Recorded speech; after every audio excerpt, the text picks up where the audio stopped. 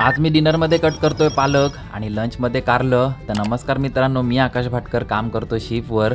आताच एकदम नवीन फ्रेश पालक आला आहे. चीफ संध्याकाळी पालक पनीर बनवणार आहेत.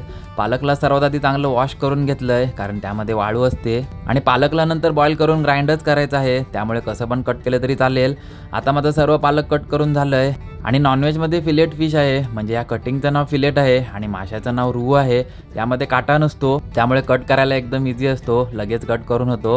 आणि डिनरमध्ये चीफ चिकन तंदुरी बनवणार आहेत. आणि आता माझं दुसरं व्हेजिटेबल मी कारलं कट करतोय. लास्ट टाइम आम्ही कारलं फ्राय केलं होतं, त्यावेळी एवढं जास्त कोणी खाल्लं नव्हतं, म्हणून आम्ही आता नॉर्मल पद्धतीनेच कारलं बनवणार आहोत. आणि चीफने आता पालक बॉईल पण केला आहे, याला आता थंड झालं की ग्राइंड करतील.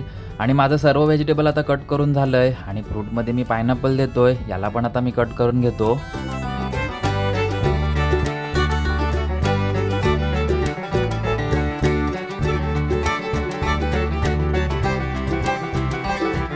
तर आता अननस पण कट करून झाला आहे आणि चीपने ते फिश आणि कारल्याची भाजी पण रेडी केली आहे.